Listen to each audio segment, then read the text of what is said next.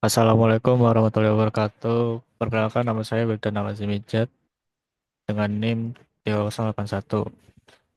Di sini saya akan menjelaskan hasil dari pengerjaan remed BASDA untuk soal tipe B.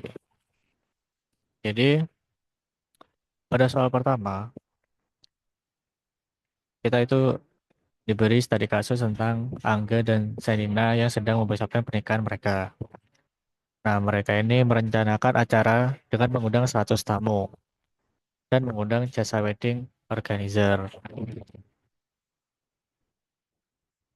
Pernikahan mereka akan dilaksanakan pada tanggal 31 Desember 2024 dan mereka sudah melakukan reservasi sejak tanggal 14 Januari 2024.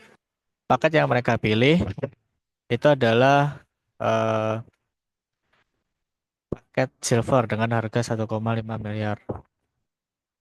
Kemudian paket ini itu sudah mencakup fasilitas dekorasi, kemudian dokumentasi dan catering. Lalu lokasi acaranya itu bertempat pada tempat di Aula B. Kemudian selain fasilitas dari paket, mereka juga menyewa jasa profesional tambahan seperti MC, hair do artist, dan makeup artist. Semua pembayaran sudah dilunasi oleh Angga pada 11 April 2024 dan statusnya sudah dikonfirmasi. Uniknya, mereka juga menambahkan catatan bahwa acara bersifat intimate. Jadi data reservasi tidak boleh dibocorkan ke publik. Proses reservasi dicatat oleh admin bernama Angel. Jadi dari studi kasus ini ya, saya mengidentifikasi beberapa entiti dan atribut, yaitu yang pertama ada pasangan. Pasangan dengan atribut yaitu ID pasangan, nama pasangan, jumlah tamu, dan catatan khusus. Kemudian ada entiti reservasi, yaitu ada ID reservasi, tanggal reservasi, tanggal acara, ID pasangan, ID admin, ID paket, dan ID lokasi. Kemudian ada entity admin. Atributnya ada ID admin dan nama admin. Kemudian ada paket, paket atributnya yaitu ID paket, nama paket, harga paket, dan fasilitas. Kemudian ada entity lokasi. Entity lokasi terdapat atribut ID lokasi, nama lokasi. Kemudian ada jasa profesional, entity jasa profesional memiliki atribut ID jasa, nama profesional, dan ID reservasi. Kemudian ada entity pembayaran, yaitu ada atribut ID pembayaran, tanggal pembayaran, nama pemilik rekening, status pembayaran, dan ID reservasi. Setelah saya menentukan dan mengidentifikasi entiti dan atributnya, kemudian saya disuruh untuk menentukan relasi antar entiti. Nah, seperti pada tabel ini ya. Jadi untuk relasinya itu pasangan itu melakukan reservasi. Kemudian reservasi itu dicatat oleh admin. Dan reservasi menggunakan paket dan lokasi. Reservasi juga menggunakan jasa profesional tambahan. Reservasi dibayar melalui entitas pembayaran. Lalu eh, setelah itu saya juga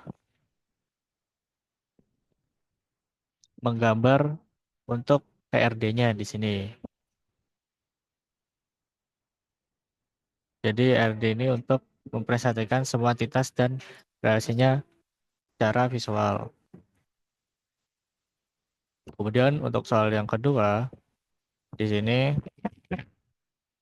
saya diberi soal sebuah lembaga amal menerima donasi dari para donatur melalui berbagai program bantuan. Data tersebut dituliskan ke dalam tabel sebagai berikut. Ini tabelnya.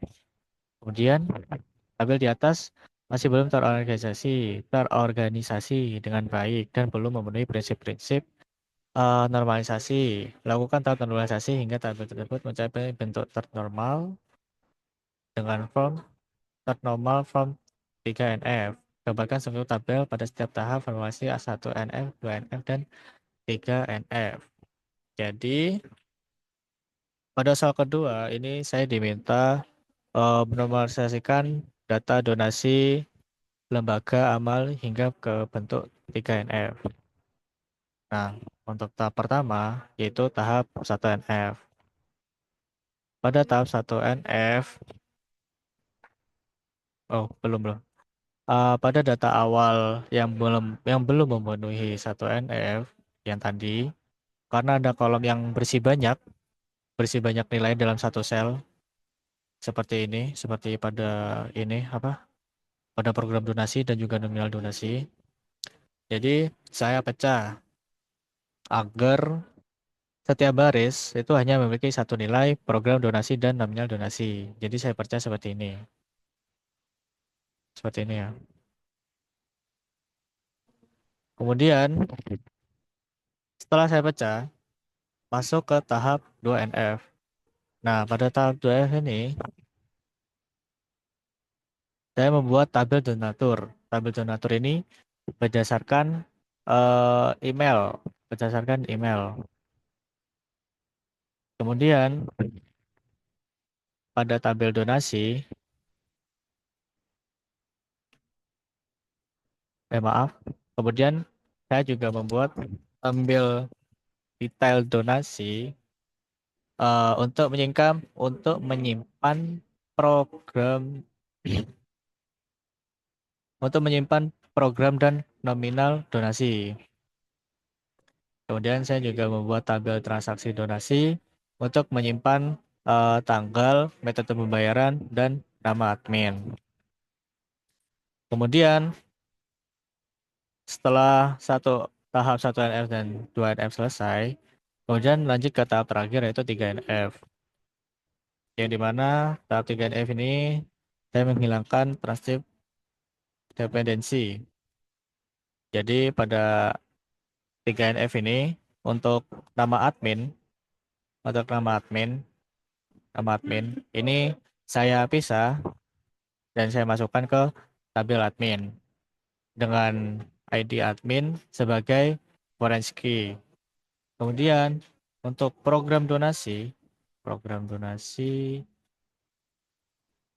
ini program donasi itu saya pisah ke tabel program donasi dengan ID program. Kemudian pada tabel detail donasi sekarang itu menggunakan ID program dan ID transaksi sebagai foreign key. Jadi eh, untuk hasil akhir normalisasi itu terdiri dari 5 tabel, yaitu tabel transaksi donasi, tabel donatur, tabel admin, program donasi, dan detail donasi. Mungkin itu saja penjelasan untuk hasil pengerjaan saya untuk podcast Basda. Terima kasih. Maaf jika ada salah kata. Wassalamualaikum warahmatullahi wabarakatuh.